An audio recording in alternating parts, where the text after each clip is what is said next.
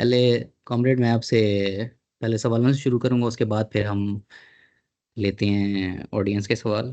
تو میرا سب سے پہلا کوشچن کامریڈ آپ سے یہی ہے کہ جیسے کہ ہمارے سرکل کا آج جو ٹاپک ہے وہ بھی نیو کلونیلزم کے اراؤنڈ سینٹرڈ ہے، کہ نیو کلونیلزم کیا ہوتا ہے اور یہ کس طرح سے مطلب جس کو ہم کلونیلزم کہتے ہیں اس کی فارم سے مختلف ہے، یہ as a form of oppression, اور یہ یہاں پہ پاکستان میں نیو کلونیلزم کے ہمیں کون سے فارمز نظر آتے ہیں. Thank you. میں نے کہا تھینک یو، اور PRSF کا شکریہ، اور تمام جو دوست ساتھی شامل ہیں ان سب کا شکریہ. اب وہ سندھی میں ایک کہاوت ہے کہ تھکن جا شاید پھٹ ہوندا ہے، یعنی جو ہمیں چوٹیں آئی ہیں تو ان چوٹوں کی جو شاہدی ہے، وہ جو وٹنس جو کریں گے وہ ہمارے زخم وٹنس کریں گے اس کو. تو ہم تو ڈائریکٹ کلونیل ایک رول کو بھی بھگتا ہوا ہے، اور آج کے اس نیو کلونیل ورلڈ کے اندر بھی ہم اسی طرح کے رشتے میں آج بھی ایک بندھے ہوئے ہیں. تو سمپلی یہی ہے کہ ڈائریکٹ جو کنٹرول ہوتا تھا اپریسر کا اپریسڈ کے اوپر، اب جس طرح لینن کہتا تھا کہ imperialism is the highest stage of capitalism, تو اس ہائیسٹ اسٹیج کو ہم اب آج کے دور کے اندر اس کو نیو کلونیلزم کہتے ہیں، جس میں نہ صرف سیاسی مگر معاشی اور ثقافتی لحاظ سے بھی عالمی مالیاتی اداروں کے ذریعے، عالمی عسکری اداروں کے ذریعے جو ہے کنٹرول ہے انڈائریکٹ.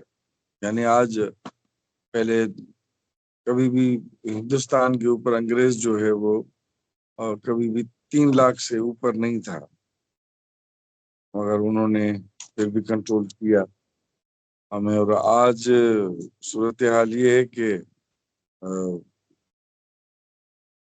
یہاں پہ کوئی ایک انگریز بھی ہمارے ہاں نہیں ہوگا، کوئی ایک امریکن بھی نہیں ہوگا پاکستان کے اندر، مگر پھر بھی ہماری اسٹیٹ بینک ان کے پاس ہے، اور ملک کے جو وزیر اعظم بھی بنتے ہیں تو شناختی کارڈ بھی ان کو اسی ٹائم بن جاتا ہے، ہوتے بینکوں کے ملازم ہی ہیں اور اسی ٹائم ان کا شناختی کارڈ بھی بنتا ہے.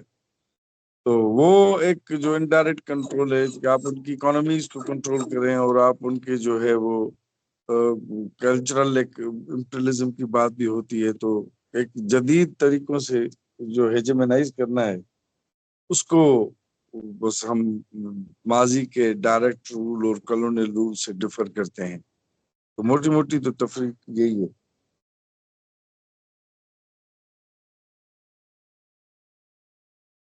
بھلے آپ دوسرے سوال پہ آ جائیں.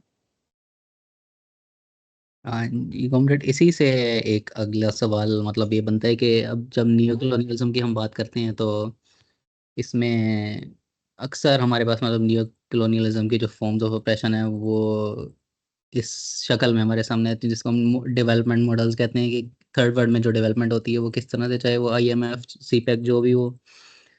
تو یہ جو ڈیولپمنٹ ہوتی ہے تھرڈ ورلڈ میں، اس کا کیا اثر ہوتا ہے ہمارے ان تھرڈ ورلڈ کنٹریز میں رہنے والی ورکنگ کلاس کو اور انڈیجنس کمیونٹیز کو، ان لوگوں پہ اس کا کیا اثر ہوتا ہے؟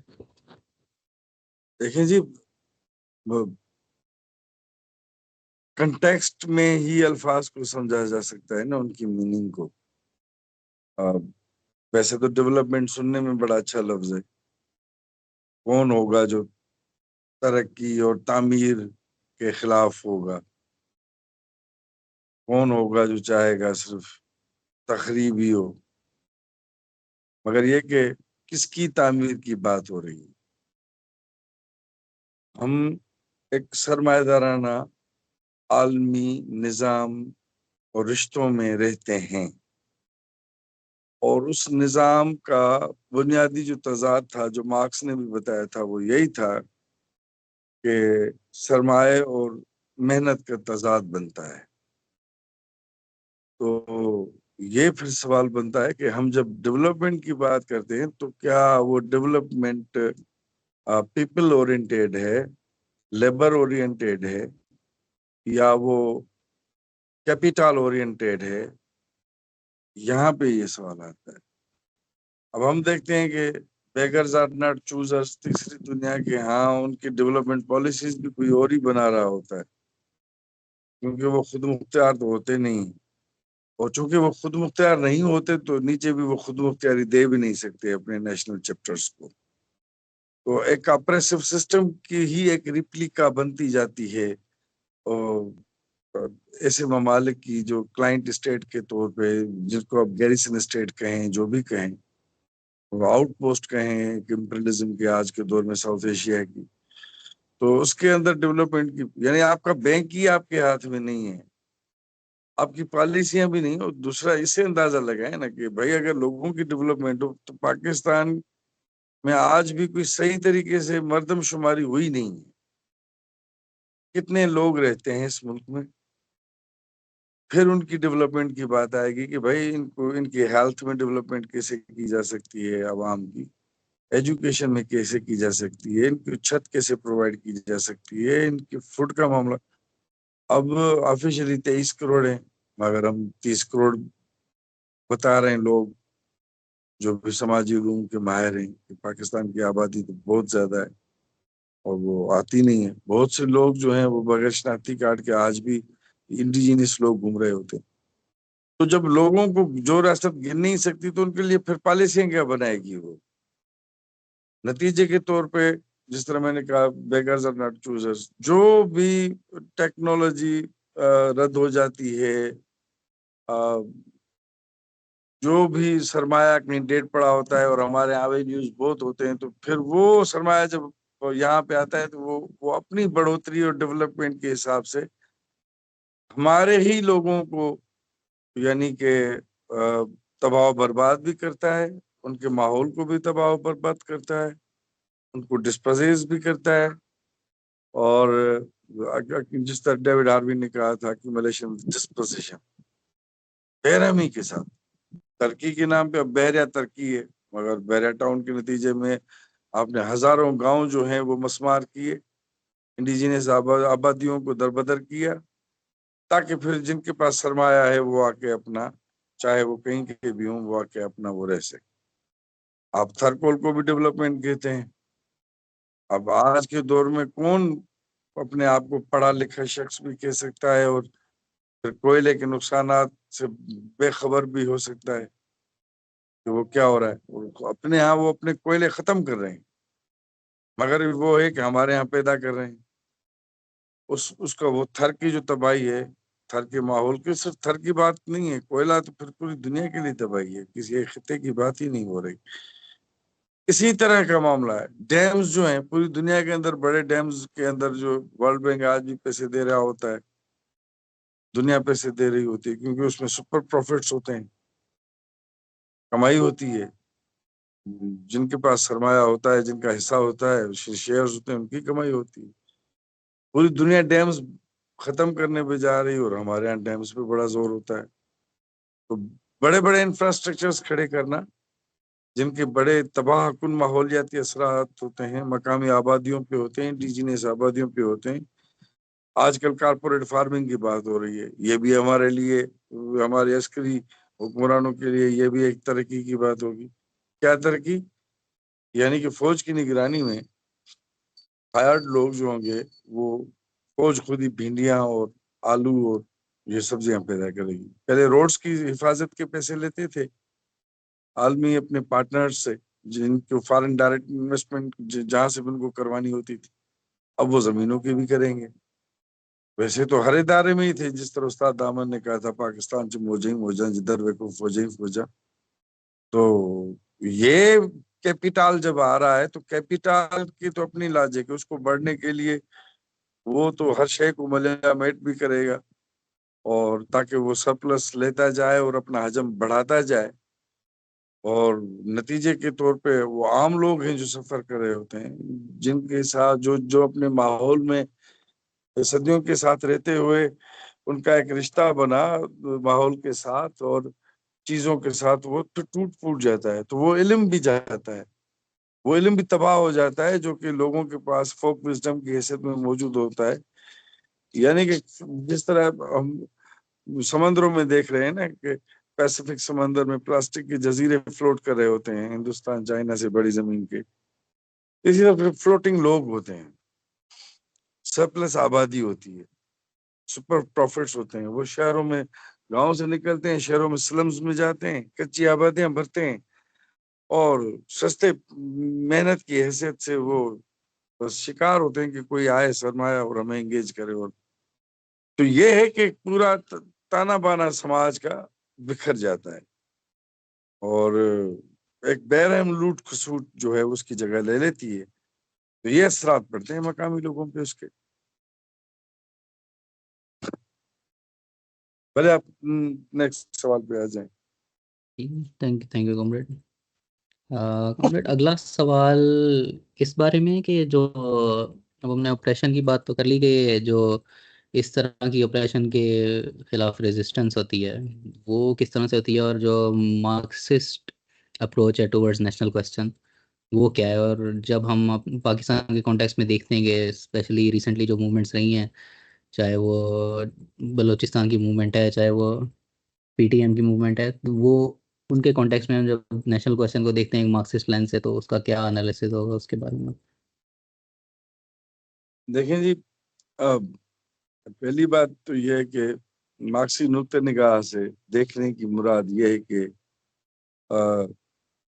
نہ صرف چیزوں کو مگر رشتوں کو سمجھنا. اینگلز نے کہا تھا نا کہ دنیا جو ہے وہ صرف اشیاء کا مجموعہ نہیں ہے، رشتوں کا مجموعہ ہے. چیزوں کو رشتوں میں سمجھنا، ان کو فلوڈیٹی میں سمجھنا، ان کے ڈائلیکٹیکل پروسیس میں سمجھنا، ان کو ہسٹوریسٹی میں سمجھنا، اور ایٹ دا سیم ٹائم ان کو تمام حالات آج حال کے تمام باقی رشتوں کے ساتھ سمجھنا، کسی بھی ایک فینامینان کو ٹھوس بنیادوں پہ سمجھنا. تو یہ ہے ایک مارکسی نقطۂ نظر چیزوں کو سمجھنے کا. اور مارکسی نقطۂ نگاہ سے جو ہے وہ فرق کرتا ہے. عام طور پہ ہمارا جو کامن پولیٹیکل سینس ہے وہ فرق نہیں کرتا نیشنلزم اینڈ نیشنل کوسچن میں. یعنی کہ جو نیشنل کوسچن کو اٹھاتا ہے عام طور پہ اسے کمپرس سمجھا جاتا ہے، اور ایٹ دا سیم ٹائم جو بھی یعنی کہ میں بھی یعنی کہ عام ہمارا سیاسی شعور جو اس میں فرق نہیں کرتا، مگر مارکسسٹ شعور جو ہے یا نقطۂ نظر جو ہے وہ اس میں فرق کرتا ہے. تو مارکسسٹوں کا نیشنلزم کی طرف شاید رویہ ٹھوس حالات میں بدلتا بھی ہو. نیشنلزم اگر رائٹ ونگ کے ساتھ اور سوسائٹی کے اپر رولنگ اسٹیٹم کے ساتھ نتھی ہو جاتی ہے تو مارکسسٹوں کا اس کے ساتھ جھگڑا ہوتا ہے کیونکہ وہ فاشی بن جاتی ہے.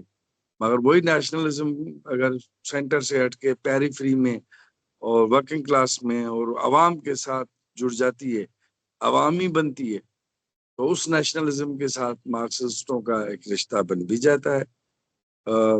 پولیٹیکل پریکٹس میں آئیڈیالوجیز تو ڈفرینٹ ہی ہیں مارکسزم اور نیشنلزم. تو نیشنل کوسچن کو دیکھنا کسی بھی قوم کے کسی بھی ایسی ریاست کے جو ملٹی نیشنل ہو، پاکستان ہندوستان جیسی ریاستوں کے اندر، تو مارکسسٹوں کا طریقہ یہی ہے کہ پھر ان کی ڈیولپمنٹ کے ادوار کو سمجھنا اور آج کے حالات میں ریاست کے ساتھ اور انٹرنیشنل سامراج اور عوام کے ساتھ اس کے رشتے کو ٹھوس بنیادوں پہ سمجھنا، یہ مارکسسٹوں کو دوسرے باقی سیاسی نقطۂ نظروں سے الگ کرتا ہے جو نیشنل کوسچن کو پہ بات کرنا چاہتے ہیں. ہاں، پاکستان کے اندر تو نیشنل کوسچن پاکستان کی ریاست کے ساتھ اس کی پیدائش کے ساتھ نتھی ہے. شروع میں یہاں پہ کہا گیا تھا کہ یہاں کی نیشنل یونٹس جو بھی ہوں گے خود مختار ہوں گے اور اسٹیٹس جو ہیں وہ آٹونومی انٹرٹین کریں گی اپنی. مگر پھر اسٹیٹس میں سے پھر ایس نکل گیا اور پھر اسٹیٹ ہی بچ گئی. 40 کی قرارداد کہیں پورے کی ہسٹری ہے، خیر میں اس ہسٹری میں تو ابھی نہیں جانا چاہتا کہ کس طرح جو ہے وہ یعنی کہ ریاست نے اپنی ایک رٹ قائم کی اور حق کا گروپ جسے کہتے ہیں. قرارداد تو صرف سندھ نے پاس کی تھی، مگر سندھ کے اندر بھی جس طرح بعد میں گورنمنٹس پر نیچے کی گئیں اور بلوچستان کے اندر تو قلات کے ساتھ جو کچھ بھی انہوں نے کیا وہ بھی ایک ہسٹری بائی فورس تھا.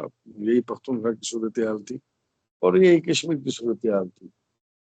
تو پاکستان بیسیکلی ایک ایکسٹینڈڈ پنجاب اور ایک کالونی سامراج کی اس خطے کے اندر، تاکہ سرخ خیالوں اور سیاست کی رستہ روک کی جائے، ان کے رستوں کو روکا جائے. اس حساب سے انہوں نے جو کام کیا تھا تو ایک لحاظ سے وہ آج بھی کامیاب ہیں. وہ کہ یہاں کے عوام کی اور قوموں کی یہ بڑی جدوجہد رہی ہے کہ پاکستان کو ایک ملٹی نیشنل اسٹیٹ مانا جائے.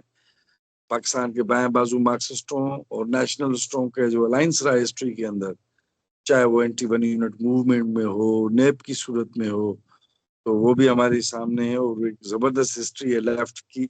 لیفٹ سے مراد میری تمام پروگریسو حلقے ہیں، جمہوری حلقے ہیں، اور اس میں پروگریسو نیشنلس بھی شامل ہو جاتے ہیں، صرف مارکسسٹ کمیونسٹ نہیں ہوتے اس کا حصہ. تو لیفٹ کا یہ پرنسپل سٹینڈ رہا ہے ان کنٹیکسٹ ٹو پاکستان کہ پاکستان کو ملٹی نیشنل اسٹیٹ مانا جائے. یہ او جی ڈی سی ایل کا جو طریقہ ہے ریجنز میں بانٹنا، ان کی نیشنل آئیڈینٹیٹیز کو سپریس کرنا اور ختم کرنا، تو یہ ہے کہ مقام مادری زبانوں کے حوالے سے، ثقافتوں کے حوالے سے، قوموں کے حق خود اختیاری کے حوالے سے پاکستان کی ریاست کی جمہوری سٹرکچر جو کہ نہیں ہے تو کیا ہونا چاہیے، اس حوالے سے میں نے کہا کہ بنیادی کردار ہے مارکسسٹوں کا. انہوں نے لکھا بھی ہے اور وہ لڑے بھی ہیں. اور سندھی میں ووٹر لسٹوں کی جدوجہد تھی تو اس میں بھی کمیونسٹ پارٹی اور جام ساکی والوں کا بڑا کردار تھا. تو یہ ایک ہی جدوجہد ہے، چاہے وہ صنفی آزادی کی ہو، قومی آزادی کی ہو، طبقاتی آزادی کی ہو، یا کسی بھی ثقافتی آزادی کی بات ہو رہی ہو، وہ ایک ہی جمہوری جدوجہد کا حصہ ہے. تو مارکسسٹوں کے لیے basically national question is integral part of larger democratic question that accumulates یا جو سب تمام سوالوں کو، کیونکہ لینن کہتا تھا نا سامراجی دور کی ایک بنیادی خاصیت ایک ان ایون ڈیولپمنٹ ہوتی ہے. وہ ان ایون ڈیولپمنٹ جو ہے اس کو ایڈریس تو مارکسسٹ کریں گے. وہ ان ایوننس چاہے جینڈر کی بنیاد پہ ہو، کلاس کے بنیاد پہ ہو، کلچرل کسی آئیڈینٹی کی بنیاد پہ ہو، کسی مذہبی بنیاد پہ ہو، یا قومی بنیاد پہ ہو. تو ہمیشہ پھر محکوموں اور مظلوموں کا جو ہے وہ سائیڈ لینا اور وہاں سے ان کے ساتھ کھڑے ہو کے جدوجہد کرنا، یہ مارکسسٹوں کا وتیرہ رہا ہے. تو کچھ لوگوں کے لیے یہ بھی وہ ہمارے کچھ دوست ہوں گے ایسے مارکسسٹ جو جن کے لیے آج کے دور میں گلوبلائزیشن کے دور میں نیشنل کوسچن کی کوئی بڑی حیثیت نہیں رکھتا ہوگا. وہ بس ایک ہماری تجریدی ہمارے انٹرنیشنلسٹ مارکسسٹ بن جاتے ہیں کچھ دوست. تو پھر وہ نیشنل جو پیکولیرٹیز ہوتی ہیں ان کو سمجھنا اور ان کو ڈیو اسپیس دینا وہ غلطی کر جاتے ہیں. تو ایک لحاظ سے یہ بھی ایک ریڈکشنسٹ اپروچ بن جاتی ہے جب آپ انٹرنیشنل کنٹیکسٹ کو اپنے نیشنل کنٹیکسٹ پہ قربان کر دیں یا اپنے نیشنل کنٹیکسٹ کو انٹرنیشنل کنٹیکسٹ پہ قربان کر دیں. آئیدر آر دونوں ہی ایک ریڈکشنسٹ پوزیشن ہے جو ہمارے رائٹ ونگ نیشنلسٹ اور ہمارے جو ایبسٹریکٹ انٹرنیشنلسٹ مارکسسٹ ہیں جو ایبسٹریکٹ ان کا یونیورسلزم ہوتا ہے، تو دونوں وہ اسی ریڈکشنسٹ پوزیشن میں پھنستے رہتے ہیں. تو موٹی موٹی بات تو میرے خیال میں یہی ہے. باقی سوالات جو پارٹیسپینٹ سے آئیں گے تو پھر ہم اور ان پہ دھیان دیں گے، بات کریں گے. Thank you. کمریڈ ویسے ابھی نیشنل کوشچن کی بات ہوئی ہے تو آپ تھوڑا ایلیبوریٹ کر سکتے ہیں سندھ کے کوشچن پہ اور بلوچستان کے کوشچن پہ، گیون کہ ریسنٹلی مطلب ہم ان دونوں سوالوں میں ڈیولپمنٹ دیکھتے آ رہے ہیں، اسپیشلی بلوچستان کے کوشچن میں. تو اگر اس پہ تھوڑا ایلیبوریٹ ہو جائے تو ان دونوں موومنٹس پہ.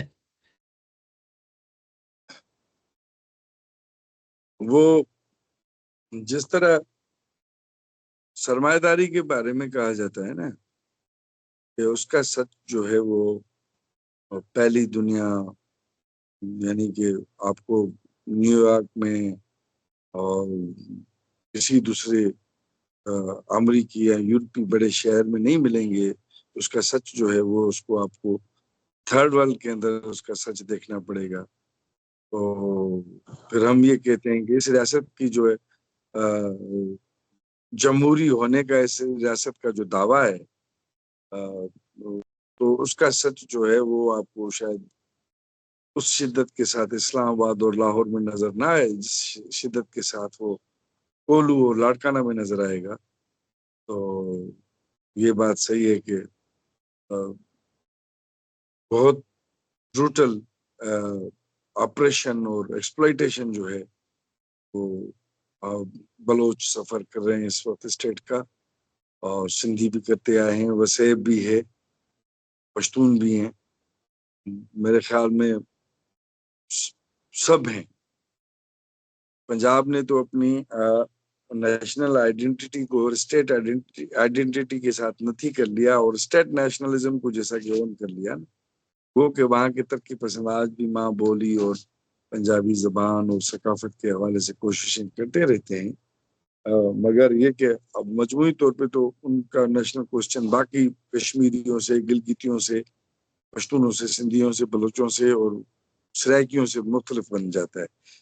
تو سندھ اور بلوچستان کا معاملہ تو یہی ہے کہ دونوں کا معاملہ ریاستی جبر جو ہے وہ انہوں نے پختہ ہوا ہے سخت، اور اس کے خلاف مزاحمت بھی کی ہوئی. اب جس طرح کا جبر ہوگا تو مزاحمت بھی اسی طرح کی ہوگی. ایک لحاظ سے بلوچستان کے اندر تو ایک لحاظ سے وہ نیو کالونیل جو اسٹیٹ ہے اور ورلڈ ہے، وہ وہاں پہ پرانے کالونیل میتھڈز کو ہی جو ہے وہ آج بھی استعمال کرتی ہے. یعنی کہ کاٹ کے ان کی انفارمیشن کو، کوئی بھی خبر جو بھی بلوچستان سے پیدا ہوتی ہے وہ پہلے ISPR کی طرف جاتی ہے، اور وہاں سے پھر وہ میڈیا کی طرف جاتی ہے اگر وہ جانی ہوتی ہے. تو خبر کا بلاکیڈ ہے، صرف یہ کہ ریسورسز کی تو لوٹ مار تو وہی ہے. وہاں کی مزاحمت بھی عسکری نوعیت کی شدت کے ساتھ موجود ہے پہلے دن سے، کیونکہ عسکری زور کے ہی ساتھ بلوچستان کو شامل کیا گیا تھا. سندھ نے تو قرارداد پاس کی، چلو جو بھی سندھ نے کیا. تو وہاں کی پھر عوامی جدوجہد کی تاریخ ہے. یعنی کہ سندھ کا معاملہ تو یوں ہے نا کہ جیسے ہی پاکستان بنا، GM سندھ نے تو قرارداد پاس کی، اور اس کی سندھ اسمبلی میں ایک تاریخی تقریر ہے 1943 میں کہ کس طرح پاکستان اس خطے کے اندر بن رہا ہے جو ہسٹوریکلی انڈیا سویلائزیشن ہے، جو کہ سندھو دریا جہاں سے پیدا ہوتا ہے اور اس کی ٹیل تک. تو GM سندھ کہتا ہے کہ اب چونکہ سندھ صرف ٹیل کو کہتے ہیں آج کی دنیا میں، مگر ہسٹوریکلی یہ ہے کہ انڈیا سویلائزیشن ہے، اور ہماری خوش نصیبی ہے کہ اس پہ ہماری اپنی ایک ریاست بن رہی. تو ہوا کیا؟ پھر ہوا یہ کہ جیسے ہی پاکستان بنا تو اس میں آبادی کا انخلا اور فرقے واریت کی بنیاد پہ نفرت کی سیاست عروج پہ تھی. سندھ نے اس کو اس وقت بھی ریزسٹ کیا تھا. پنجاب نے جس طرح قتل و غارت دیکھی ہے، سندھ نے اس طرح کی قتل و غارت نہیں تھی. سندھ نے اس وقت بھی حیدر بجتوئی جو ہے وہ کسان تحریک چلا رہے تھے، ایک طبقاتی تحریک ہی چلا رہے تھے. تو سندھ کے اندر کلاس اسٹرگل اور نیشنل اسٹرگل جو ہے وہ ہسٹوریکلی واپس میں نہ تھی رہی ہے. اس کی ایک عوامی سیاست کی بڑی اس کی ایک تاریخ رہی ہے. تو سندھ کی تو جو نیشنل کوسچن ہے وہ باقی اس پورے خطے کے جو نیشنل کوسچن ہے یا نیشنلزمز ہیں وہ انڈین نیشنلزمز میں ہی سے ہی پھوٹے ہیں.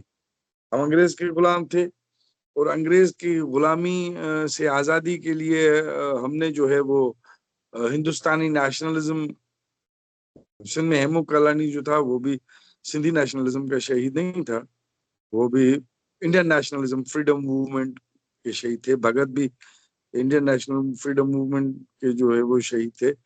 اور اسی طرح پارٹیشن سے پہلے جو ہے وہ انڈین نیشنلزم ہی حاوی رہا ہے. انگریز مخالف سیاست اور سمجھ جو ہے وہ حاوی رہی ہے.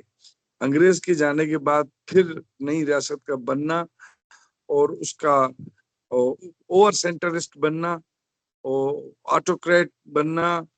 جناح کے جو بانی تھا اس ملک کا تو اس کے پاس بھی 3 پوسٹ ایک ہی ٹائم پہ تھی. گورنر جنرل بھی ہوتے تھے, مسلم لیگ کے ہیڈ بھی ہوتے تھے, وہ تو اپنے پاس ہی رکھتے تھے. تو وہ پھر یہاں کی قوموں کا معاملہ پھر انہوں نے اس طرح ان کو دیکھا بھی نہیں, کیونکہ سچی بات تو یہی ہے نا کہ اس طرح تو پاکستان لوگوں نے لڑکے آزاد تو نہیں کیا نا جس طرح ہمارے آفیشیل دنیا میں بتاتی ہیں.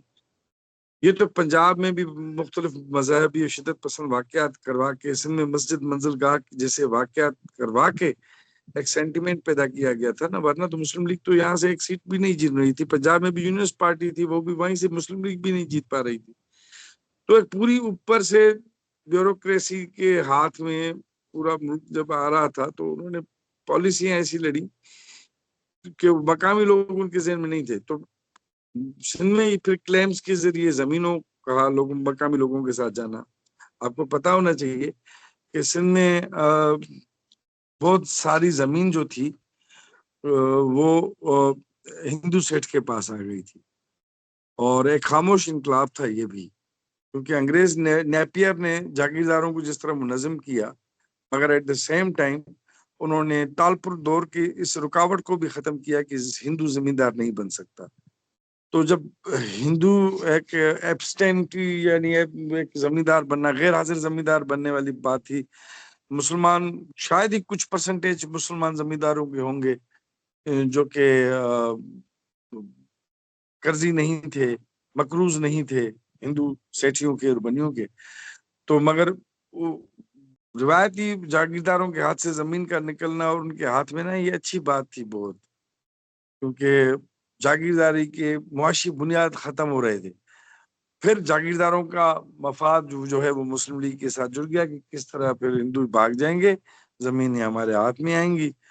جاگیرداروں کے تو ہاتھ میں پھر بھی انٹیکٹ رہا معاملہ, مگر عام کسانوں کو کچھ نہیں ملا. تو اس کی جگہ سے پھر باہر سے جو ہمارے دوست آئے, اردو اسپیکنگ لوگ آئے, تو کلیمز کی سیاست, کراچی کا سندھ سے باہر نکلنا, اردو زبان جو کہ اس تہذیب کی زبان ہی نہیں تھی, اس تہذیب وہ گنگا جمنا تہذیب کی زبان رہی ہے, ہندی زبان رہی ہے, اس کا ہی ہے ایک ورژن رہا ہے, یہاں ڈائلیکٹ رہا ہے. یہاں کی تو اپنی زبانیں تھی, یہاں کی زبانیں سندھی تھی, سرائکی تھی, بلوچی تھی, پشتو تھی, پنجابی تھی اور بڑی زبانیں. باقی تو ہماری اور ہند کو ہے, ڈاٹ کی ہے, بہت زبانیں ہیں ہمارے, مگر ان زبانوں کو قطع نظر پہلے جو پھٹے پڑے تھے بنگال کے اندر, تو ڈھاکہ یونیورسٹی میں نوجوان جو یعنی کہ بانی پاکستان کے ساتھ جن کا معاملہ بن گیا تھا, لڑ پڑے تھے, وہ بھی زبان ہی کا سوال تھا. تو مقامی ثقافتوں کو, زبانوں کو ہیچ سمجھنا, نیچ سمجھنا, ان کو ڈسکریج کرنا اور ان کے ملحوظ خاطر نہ لانا ان کی قومی حیثیت کو, یہاں سے پھر یہ کہ نئے Sindhi nationalism, Baloch nationalism, Saraiki nationalism اور پشتو نیشنلزم جو ہے وہ ایک لحاظ سے پیدا ہونا شروع ہوا. ہمارا ایک دوست کہتا ہے پاکستان میں قومی سوال نہیں ہے, پاکستان خود قوموں کے لیے سوال ہے. تو اس ریاست نے پہلے دن سے سوال کو ایڈریس نہیں کیا. پنجاب ہندوستان نے تو کسی تک پھر بھی کیا, مگر پاکستان کے اندر نہیں ہوا. تو پھر انہوں نے اس سوال کو شدت سے اس کا اظہار ہوا. بعد میں جب اینٹی ون یونٹ موومنٹ شروع ہوئی, یعنی ون یونٹ لاگو کیا, تو یہ اور پیرٹی کی بنیاد پہ بنگال کی میجارٹی کو منہ دینے کے لیے, اس کو کاؤنٹر کرنے کے لیے یہاں کی بیوروکریسی نے سندھ کا نام ہی ختم کر دیا. تو یہ بڑی ایک تحریک تھی سندھ میں. جی ایم سید حیدر بخشتوئی اور بہت سے لوگ تھے جنہوں نے کلاس کوسچن کے ساتھ ساتھ, حیدر بخشتوئی نے اپنی کسان کمیٹی کے ساتھ ساتھ اینٹی ون یونٹ موومنٹ کو بھی لیڈ کیا, جی سندھ کا نام بھی دیا. شیخ ایاز نے کہا, سندھی کا شاعر بڑا, سندھی تو جو نام کھایوں جنکاری ہتے پیر پہ, سندھ میں نے تیرا نام لیا ایسے جیسے سانپ پہ میرا پاؤں پڑ گیا, کیونکہ آفیشلی پابندی تھی, آپ سندھ کا نام نہیں لے سکتے. یعنی آپ کی جو زبان ہے, جس میں آپ کی ماں نے آپ کو لولی دی ہے, جو زمین ہے, 5000 سالہ تہذیب ہے, اس کا آپ نام نہیں لکھ سکتے، کیونکہ ابھی ہم نے آپ کو بانٹ دیا ہے OGTCL جس طرح بانٹتی ہے علاقوں کو، ریجنز کو، region 1 2 southern, northern, eastern, western, اسی طرح انگریز نے بھی جس طرح ہم کو بانٹا تھا، تو ہمارے حکمرانوں کی پوری تربیت انہوں نے کی تھی، تو انہوں نے بھی ہمارے معاملات کو اسی طرح دیکھا اور چلایا. تو اس طرح نیشنل کوسچن جو ہے وہ سندھ کے اندر جو ہے وہ یہاں پہ اینٹی تحریک میں ایک عوامی رنگ لیتا ہے اپنا. پہلے سندھ مدرسۃ الاسلام تھا پری پارٹیشن، جس نے پہلی نیشنلسٹوں کی سندھ میں کھیپ پیدا کی، اور بمبئی سے علیحدگی کی تحریک کی صورت میں. اور جو سیکنڈ فیز ہے سندھی نیشنل کوسچن کے ارتقاء کا ہے، نیشنلزم کا، عام طور پہ یہ بھی بڑی بات ہے نا کہ نیشنل موومنٹ اور نیشنلسٹ موومنٹ میں فرق کرنا بہت ضروری ہے. اب یہ بھی عام طور پہ ہم گڈمٹ کرتے تھے. نیشنلسٹ موومنٹ وہ یہ جو نیشنلسٹ چلا رہے ہوتے ہیں، مگر نیشنل موومنٹ میں نیشنلسٹ بھی ہو سکتے ہیں، کمیونسٹ بھی ہو سکتے ہیں، اور وہ بڑی موومنٹ ہوتی ہے، وہ ضروری نہیں کہ صرف نیشنلسٹ چلا رہے ہوتے ہوں. تو بہرحال تو سندھ کے اندر یہ بڑی ایک وہ دور تھا جب سندھ کا نیشنلزم عوامی بنا، کسان اس کا حصہ بنے، طلباء اس کا حصہ بنے، 4 مارچ کی تحریک. اور بعد میں پھر یہی دیکھتے ہیں کہ ہم سندھ نے پھر MRD کی تحریک بھی جنمی، اس کو بھی وہ ایک لحاظ سے اس طرح کی نیشنل کوئی تحریک تو نہیں تھی. جب میں نیشنل یوز کرتا ہوں تو پاکستانی نیشن کی حیثیت سے نہیں، وہ پاکستان کی محکوم اکائیوں کی حیثیت سے نیشنل لفظ یوز کرتا ہوں، وہ تو فیڈریشن ہو گئی. تو یہ ایک فرق ہے بلوچستان کے نیشنل کوسچن اور سندھ کے نیشنل کوسچن میں، کہ بلوچستان کے نیشنل کوسچن نے آگے جا کے بزنجو صاحب کی، غوث بخش بزنجو کی لائن کو ایک لحاظ سے انٹرٹین نہیں کیا، اور انہوں نے ایک اور پوزیشن پکڑی. نتیجے کے طور پہ ریاست کی جو پچ ہے وہ تو لڑنا ہی چاہتی ہے، وہ تو ہے ہی آرگنائز ملیٹنٹ فورس، تو اس کا تضاد وہاں پہ دوسری نوعیت سے بنا. سندھ کے اندر جو ہے وہ عوامی مزاحمتی سیاست جو ہے وہ رہی ہے، تو اس کی پھر اپنی اپنی شکلیں رہی ہیں، اور آج تک وہ رہتی آ رہی ہیں، اور اس کو اس نظر میں دیکھنا چاہیے. تھینک یو، میں نے شاید بہت زیادہ بول دیا. تھینک یو اتنے ڈیٹیلڈ آنسر کے لیے. ابھی آڈینس کوشچنز ہمارے پاس آئے ہوئے ہیں کافی سارے، تو میں آپ سے پوچھنا شروع کرتا ہوں. ابھی یہاں پہ ایک سوال ہے کہ ایک جو اشتراکی معاشرہ ہوتا ہے اس میں تہذیب ہے جو اس کا کہا جاتا ہے کہ وہ مشترکہ ہوگی. تو اگر ایسی بات ہے تو اس طرح کی سوسائٹی میں کیا یہ خطرہ نہیں ہوگا کہ جو آپ کے پاس ملٹی نیشنل قسم کا کلچر ہے، باقی جو آئیڈینٹیز ہیں، ملٹیپل آئیڈینٹیز ہیں، ڈائیورسٹی ہے، وہ ختم ہو جائے گی؟ ان پہ کیا اثر انداز ہوگا، ان سب چیزوں کا کیا اثر ہوگا؟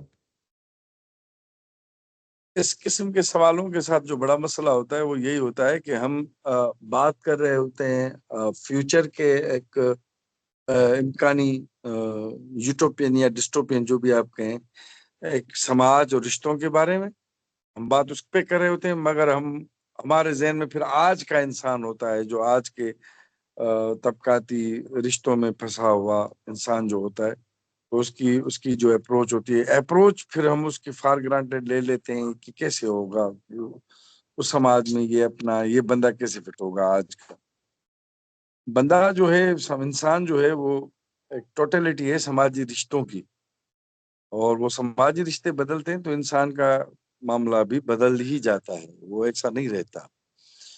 اور جو فرق ہے ایک کلاس سوسائٹی اور کلاس لیس سوسائٹی کا، ایسنشلی وہ یہی ہے کہ کلاس سوسائٹی کے اندر ایک انسان کا دوسرے انسان کے ساتھ، ایک زندہ انسان کا دوسرے زندہ انسان کے ساتھ جو رشتہ ہے وہ کسی تیسری چیز سے جو ہے وہ میڈیٹ ہو کے آتا ہے، میڈیٹڈ رشتہ ہوتا ہے، پراپرٹی کا رشتہ. پراپرٹی چونکہ مری ہوئی چیز ہے، تو دو زندہ چیزوں کا آپس میں رشتہ ایک مری ہوئی چیز کے رشتے سے بنتا ہے، تو وہ زندہ رشتے بھی مری جاتے ہیں. غلام، آقا، کسان، جاگیردار، مزدور، سرمایہ دار، تو یہ وہ رشتے ہیں جو پراپرٹی ریلیشنز ہیں بیسیکلی. تو جب پراپرٹی بیچ سے نکل جائے گی، جب ذاتی ملکیت کا خاتمہ ہو جائے گا، تب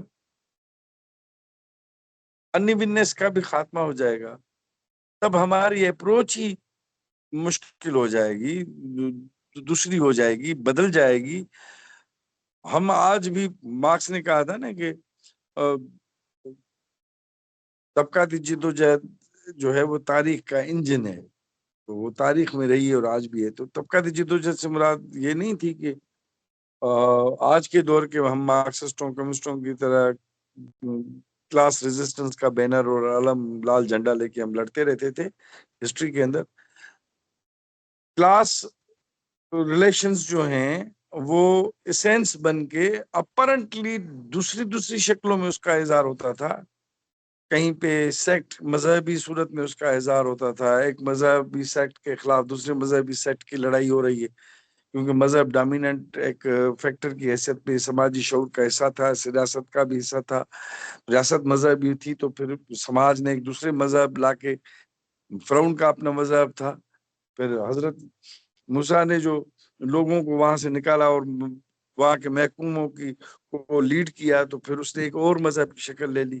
پھر جب یہودیت خود اسٹیٹ ریلیجن ہوئی تو پھر اس کے خلاف پھر عیسائیت ایک اور مذہب بن کے ابھری، اور اسی طرح عیسائیت بھی جب مذہب بن گئی تو پھر اسلام. اسی طرح یعنی کہ میں کہنے کا مقصد ہے کہ مذہب ہو، آج کے دور کے اقدار کے حوالے سے دیکھیں، قوم ہو، جمہوریت ہو یا کوئی اور نام ہو، اس کے روح میں ہے طبقاتی تضاد، اس کے روح میں ہیوز اینڈ ہیوز ناٹ والا کنٹراڈکشن ہی موجود ہے.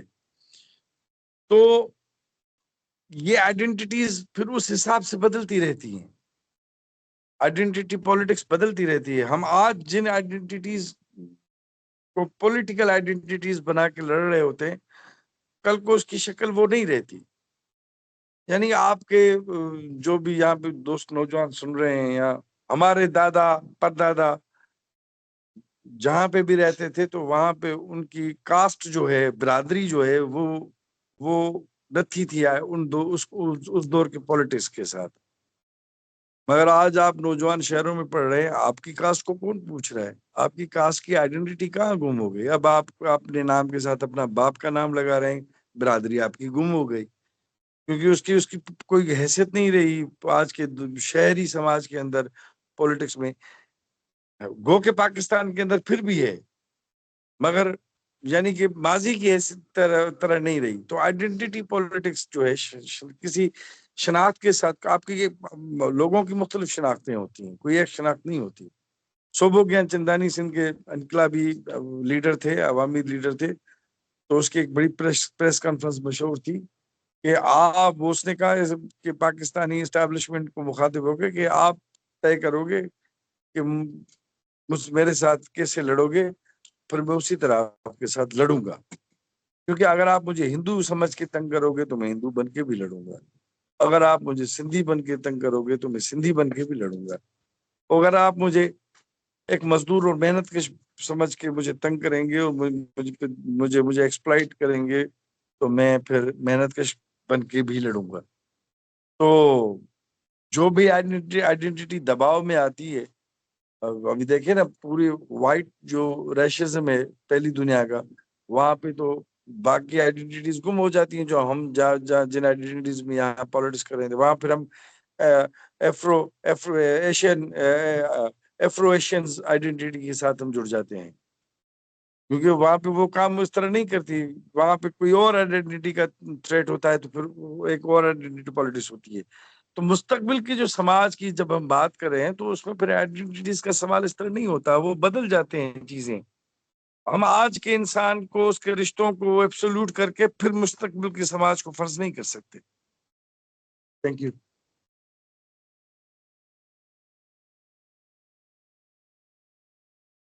کوئی اور سوال کسی اور دوست ٹھیک کا ہے. دے دیں.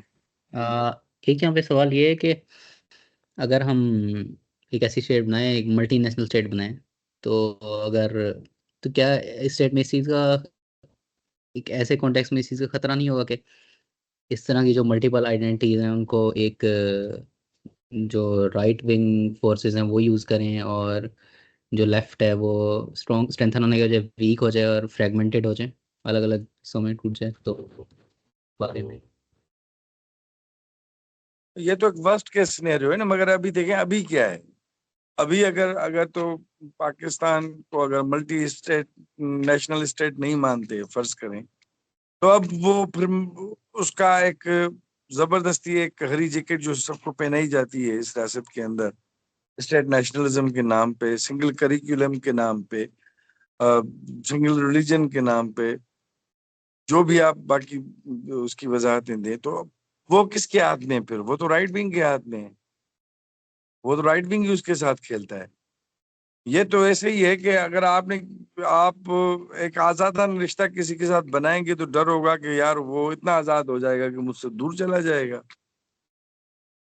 بھائی وہ اس کی آزاد رشتے کی ایک شرط ہے نا، یعنی کہ طلاق کا رشتہ بھی جو ہے وہ جب نکاح ہوتا ہے تو طلاق کا آپشن بھی موجود ہوتا ہے، اور وہ اس کا حق ہوتا ہے، اس کو دینا چاہیے کہ ہاں جی ایک خاتون۔ وہ عام طور پہ ہمارے یہاں جو نکاح پڑھاتے ہیں وہ اس شک کو گم کر دیتے ہیں، لڑکیوں کو اس کا ایڈوانٹیج لینے نہیں دیتے، مگر یہ اس کا حق ہے۔ اس کا یہ مقصد نہیں ہے کہ ہم طلاقوں کے حق میں ہم جو بھی جہاں پہ بھی کوئی جوڑی دیکھیں گے کہیں گے آپ طلاق کے لے لیں گے۔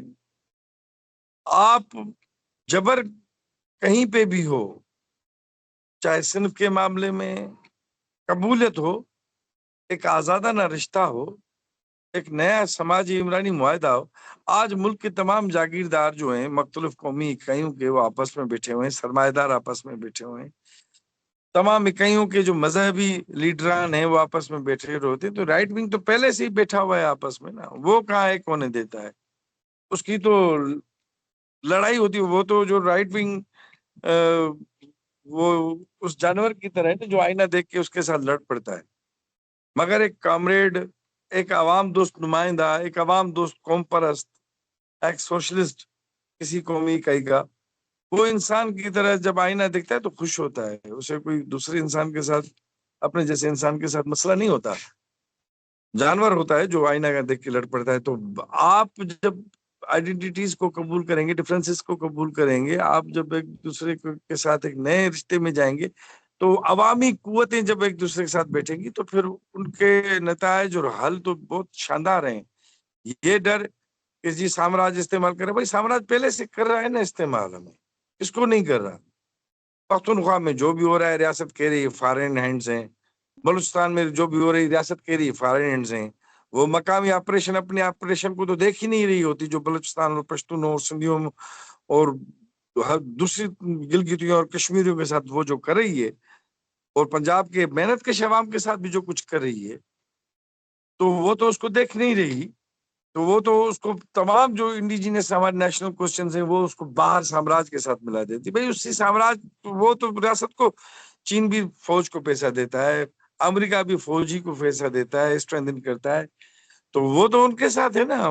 عوام کی بات کہاں ہے؟ عوامی نمائندے کہاں ہیں عوامی میں نہیں سمجھتا کہ آج نفرت کی جو سیاست چل رہی ہے وہ اسی رائٹ ونگ ریاست اور اس کی پالیسیوں کی وجہ سے ہے، ورنہ خان باچا خان اور جی ایم سے کٹھے بیٹھتے تو وہ بہت سے معاملات اسی میٹنگ میں ایک سیدھے کر سکتے ہیں، جو کہ ان رشتوں میں نہیں ہو سکتے جو کہ ہم آج کے ہم ریاست کے رشتے دیکھ رہے ہیں۔ Thank you.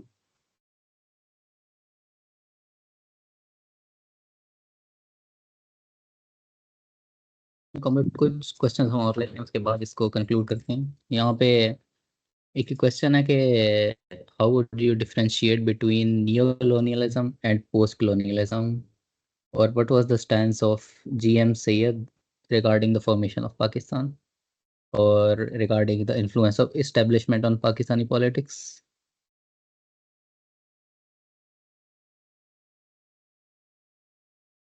دیکھیں جی،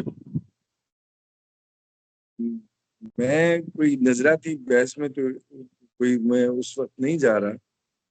نیو کلونیلزم ہی پوسٹ کلونیلزم ہے، اور اگر کوئی اس دور میں، ورنہ تو پوسٹ کلونیل دور سے تو ہم نے وہ دور دیکھا ہی نہیں ہے نا ابھی، اب کیونکہ ہم ایک نئے کلونیل دور سے گزر رہے ہیں، تو ایک نیو کلونیلزم تو ایک لحاظ سے اس کی کنٹینیوٹی ہے وہ کلونیل دور کی، مگر ایک نئے طاقت اداروں، گلوبل اداروں کے ساتھ۔ تو موٹی بات تو اس کے حوالے سے ہے۔ باقی باقی جی ایم سید کا جو کامریڈ سائیں جی ایم سید کا جو سٹینس تھا پاکستان کے حوالے سے لازمن وہ شروع دن سے ان کی وہ 20 سالوں کی عمر سے ہی وہ جو ہے وہ خلافت کانفرنس سن کر اور انڈین نیشنل فریڈم موومنٹ سے متاثر لوگ ہیں یہ 1919 میں جلانے والا باغ بھی ہوتا ہے تو وہ بھی اس وقت بھی یہ نوجوان ہی ہیں ٹین ایج ہی ہیں تو متاثر ہوتے ہیں تو ان کی پالیٹکس پھر بدلتی رہتی ہے سندھ اس لحاظ سے بڑا امیر رہا ہے کہ اس نے بہت سے زبردست کمال لوگ اس دور میں بھی پیدا کیے پری پارٹیشن میں بھی علامہ بخش سمرو تھے آزاد ہند کانفرنس کے صدر بھی رہے ہیں اور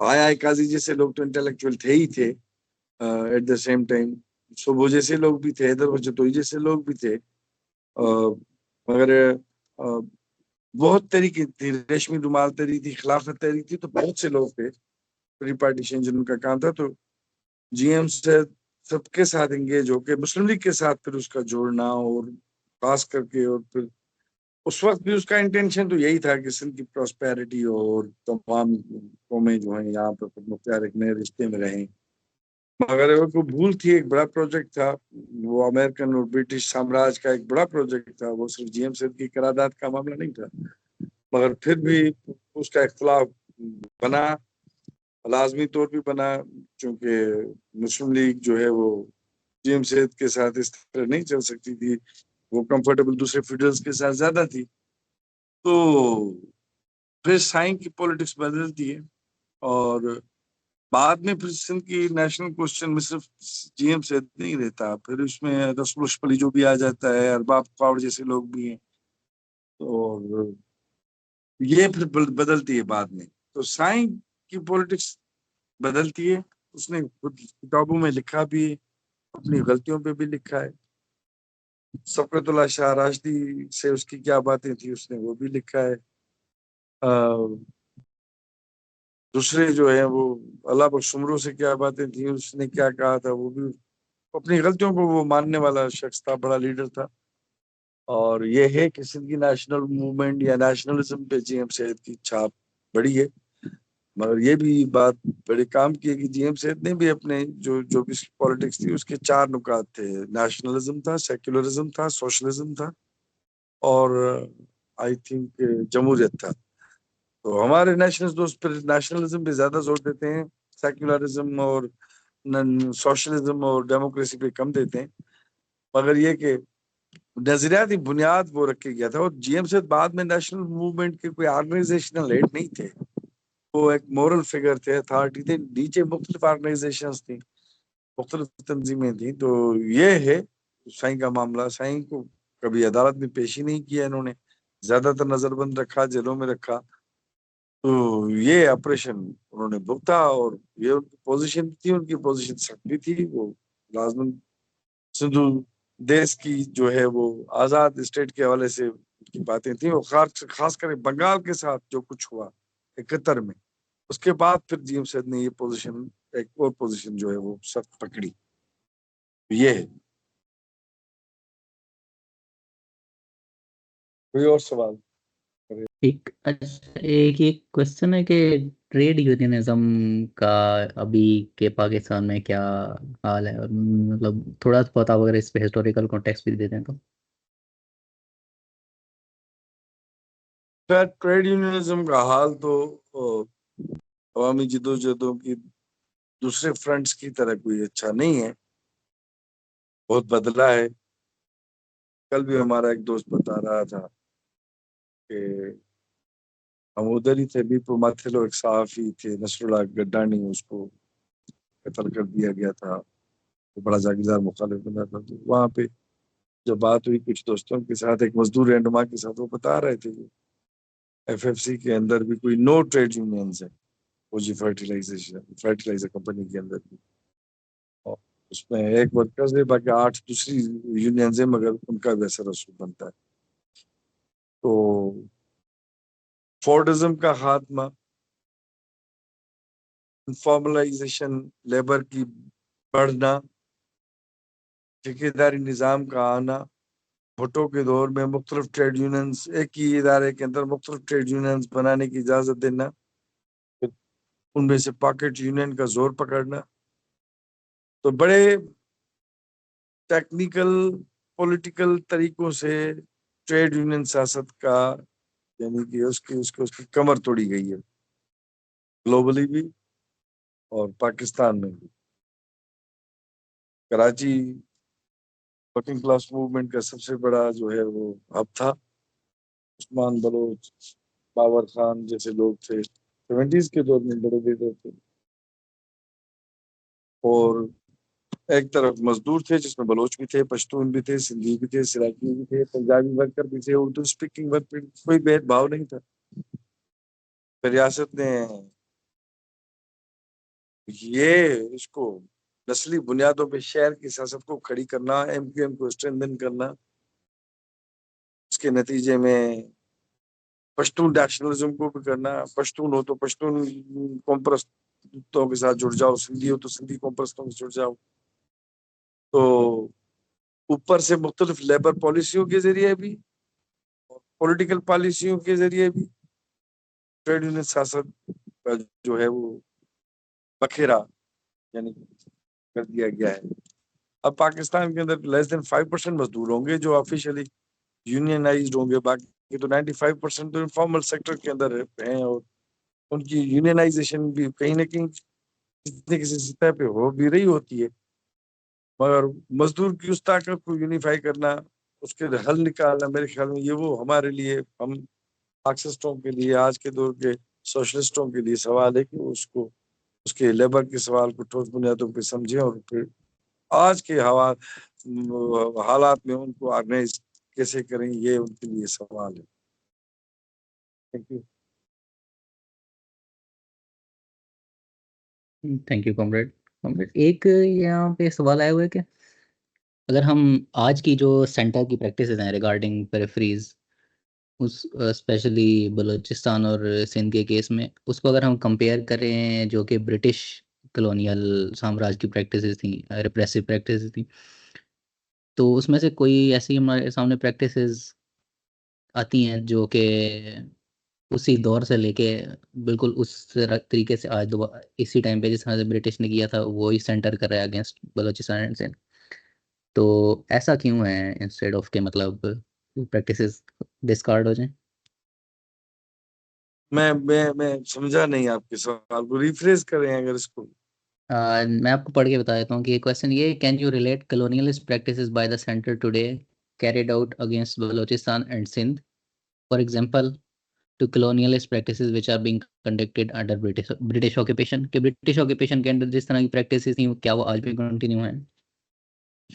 جی بالکل کنٹینیو ہے، اور اس سے تو کہیں بدتر شکل میں کنٹینیو ہے۔ انگریز کے دور میں تو یہ تھا کہ کہیں نہ کہیں وہ تھوڑا بہت رول آف لا کی بات کرتے تھے، ٹھیک ہے نا، وہ رول آف لا تو ہوتا تو خیر نہیں تھا، لازماً محکوم کے لیے کوئی لا نہیں ہے، مظلوم کے لیے کوئی قانون نہیں ہے، نا انصاف ہے، مگر پھر بھی وہ تھوڑا بہت کرتے تھے کیونکہ ایک پورا ہندوستان تھا ان کے سامنے۔ ایک تو انگریزوں نے مختلف انداز میں بلوچوں کو انہوں نے مختلف انداز سے ڈیل کیا۔ میں آج بھی کہتا ہوں ہمارے جو بھی نیشنل کوسچنز ہیں اس ملک کے اندر قومی اکائیوں کے، ان کو سمجھنے کے لیے ہمیں کالونیل دور میں جانا پڑے گا، انگریز کی پالیسی کو سمجھنا پڑے گا کہ پنجاب کو اس نے کس طرح دیکھا، سندھ کو اس طرح نے کس طرح انہوں نے سبجوگیٹ کیا، کنٹرول کیا، اور کیا طریقے انہوں نے یہاں پہ استعمال کیے، تو وہیں سے پھر ہمیں آج کی بھی سمجھ پڑے گی، کیونکہ Pakistan is nothing but the continuation of old British colonial practices, اور اس سے بھی بٹر فارم میں، یعنی آج بھی آپریشنز چل رہے ہیں، بدتر انداز میں چل رہے ہیں، اور کوئی کوڈ نہیں ہے۔ یہ ہے کہ انگریز کے دور میں پھر بھی خان افقلات کا جناح وکیل تھا، ابھی تو مجھے کوئی وکیل دکھا دیں، کوئی ان کا ریاست کا کوئی بندہ ہو اور وکیل بنے بلوچوں کا، اس طرح کا معاملہ بننا ہی نہیں۔ تو ریاست کا تو وہی وتیرا ہے، آج بھی ان کو اس کا رویہ ہے، کیونکہ اسکولنگ وہی ہے، سمجھ وہی ہے، وہ کالونیل پریکٹسز والی ہی ہے. تو ایم آر ڈی یعنی کہ یہ 1 یونٹ لاگو کرنا کیا تھا؟ وہی تھا، وہی عقل تھی. اور اپنی لوگوں کو پختونخوا کے اندر جو ہے وہ جنگ میں جھونک دینا، کیونکہ سامراجیوں کو اپنے فوجی پہ جو ہے وہ بڑا خرچہ آ رہا تھا، ہزاروں ڈالروں کا خرچہ آ رہا تھا. ادھر اگر وہ لڑواتے اور ادھر انہوں نے ہمیں اپنے طریقے سے اپنا ایک جہاد پڑھایا، اپنا کلمہ پڑھایا، اور مفت میں ان کو سپاہی مل گیا جو لڑتے رہے. اور یہاں کے سماج کا تانا بانا انہوں نے ہم نے بخیر دیا ریاست نے خود. جو تو اس ریاست کو تو میں سمجھتا ہوں اب آٹو امیون ڈیزیز لگی ہوئی ہے، وہ اپنے آپ پہ بھی اور سماج کے ہر صحت مند حصے پہ حملے آور ہے اور میٹاسٹیسس کی طرف بڑھ رہی ہے. آپ دیکھیں ریکارڈنگ سینٹر کو، گوادر کی پالیسی کو، بلوچستان کے ہر حوالے سے آپ ایک نیکڈ بروٹل آپریشن اور کنٹرول آپ کو ملے گا. کہیں سے کہیں کوئی وینٹیلیٹر نہیں، کوئی اسپیس نہیں ملے گا، کوئی کھڑکی نہیں ملے گی جہاں سے کوئی نظر آؤ. یہاں جی ریاست جو ہے وہ انکارپوریٹ ڈیموکریٹیکلی پیپل آف بلوچستان کو کرنا چاہتی ہے. جو بھی پیکیجز بناتی ہے وہ ایسے ہی ہوتے ہیں، فضول ہوتے ہیں.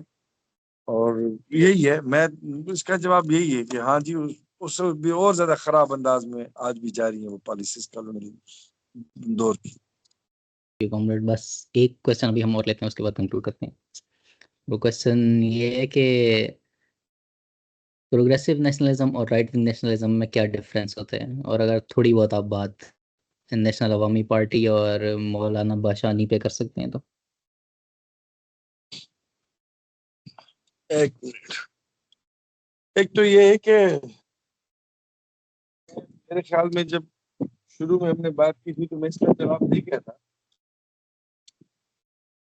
پروگریسو نیشنلزم وہی ہے جو کہ کسی بھی قوم کی تعمیر کے لیے اپنا حصہ ڈالے، اور ری ایکشنری وہ ہے جو بھلے قوم کی تعمیر پہ مگر ایٹ دا سیم ٹائم دوسروں کی تخریب کی قیمت پہ اپنی تعمیر کرے. تو یہ ہے، یعنی نیشنلزم میں نے کہا وہ پینڈولم کی طرح ایک نظریہ ہے. وہ جتنا جتنا پاور کے ساتھ اور رولنگ کلاسز کے ساتھ جڑے گا اتنا ری ایکشنری بنے گا، اور جتنا جتنا وہ ورکنگ کلاس کے ساتھ اور ورکرز انٹرنیشنل آبجیکٹیوز کے ساتھ جڑے گا اتنا وہ پروگریسو بنتا ہے. تو اینٹی امپیریلسٹ موومنٹس جو نیشنلسٹ موومنٹ ہیں وہ پروگریسو موومنٹس تھیں. امیر امان اللہ کو بڑی وہ بادشاہ تھا مگر اس کو بڑی عزت کرتا تھا، ریسپیکٹ کرتا تھا. تو یہ ایک فرق ہے. اور یہ بھی ممکن ہے کہ ایک نیشنلسٹ موومنٹ جو ہے وہ 2-4 پہلوؤں میں پروگریسو ہو مگر کسی 1-2 نقطے پہ وہ ری ایکشنری بنے.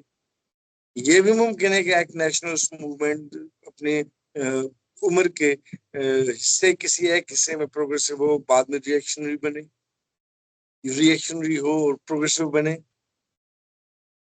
این ایس ایف کا ادارہ جو ہے وہ رائٹ ونگ کے ہاتھ میں تھا، وہ پروگریسو لوگوں کے ہاتھ میں آ گیا. تو کوئی فکس پیرامیٹرز نہیں ہیں جن سے ہم بس ایک دفعہ اینالائز کریں، ڈیفائن کریں اور ٹیک کر دیں کہ یہ ہو گیا جی، یہ ہو گیا. پولیٹکس ہے نا، پولیٹکس فلوئڈ ہوتی ہے. اور نیشنلزم کیونکہ ایک لحاظ سے اپنی پولیٹیکل ایجنڈا کی تکمیل کے لیے تمام کلاسز کی طرف رجوع کرتا ہے، تو پھر اس کا جو پروگریسو کلر ہے وہ بدلتا رہتا ہے، وہ ایک سا نہیں رہتا ہے. وہ میں نے جس طرح پہلے بتایا کہ وہ جتنا ڈاؤن ٹروڈن کو ریپرزینٹ کرے گا اتنا پروگریسو ہے، جتنا رولنگ کلاسز کے انٹرسٹ کو آگے بڑھائے گا اتنا ریشن. اور کچھ نیپ جو ہے وہ ایک زبردست ایگزامپل تھا کمیونسٹوں کا، ڈیموکریٹس کا، لیفٹ ونگ کے تمام لوگوں کا، نیشنلسٹوں کا کلیکٹیو پلیٹ فارم. تو ایک لحاظ سے وہ ایک بڑا پروگریسو پلیٹ فارم رہا ہے اور بڑا انسپائرنگ بھی ہے، جو کہ آج بھی بائیں بازو کے مختلف جمہوری حلقوں کو انسپائر کرتا ہے کہ کس طرح وہ سب لوگ جو ماحول دوست ہیں، وہ سب لوگ جو سامراج مخالف ہیں، وہ سب لوگ جو سرمایہ داری پدرشاہی مخالفت میں آگے ہوتے ہیں، سیکولر ہوتے ہیں، قوموں کے حق خود اختیاری بشمول حق علیحدگی کے حامی ہوتے ہیں. ان تمام لوگوں کی پولیٹکس، بھلے کسی کا ایجنڈا پہلے پیٹریارکی کا خاتمہ ہو، کسی کا ایجنڈا فیوڈلزم کا خاتمہ ہو، کوئی کہے گا جی مجھے پہلے امپیریلزم کو ختم کرنا ہے، کسی کا ہوگا کہ مجھے ماحول کو بہتر کرنا ہے.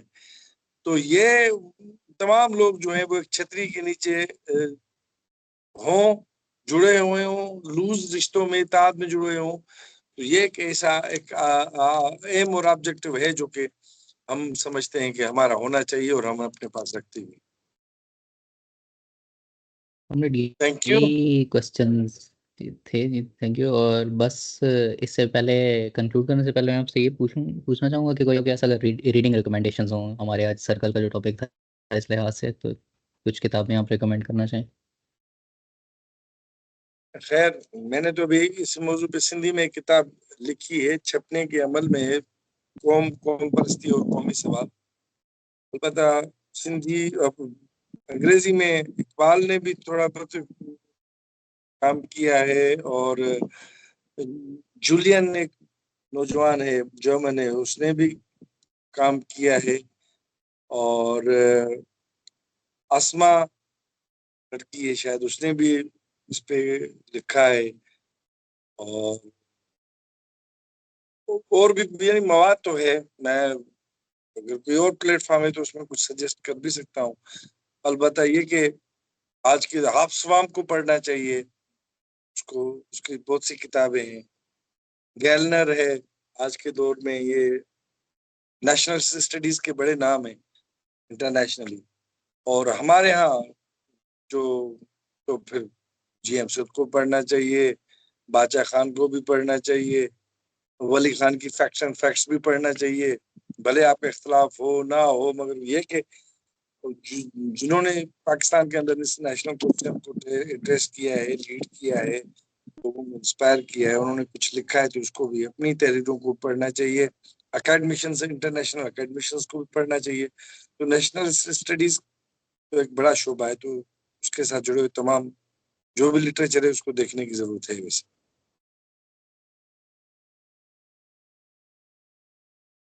Thank you comrade. ابھی ہم بس کنکلوڈ کرتے ہیں سرکل.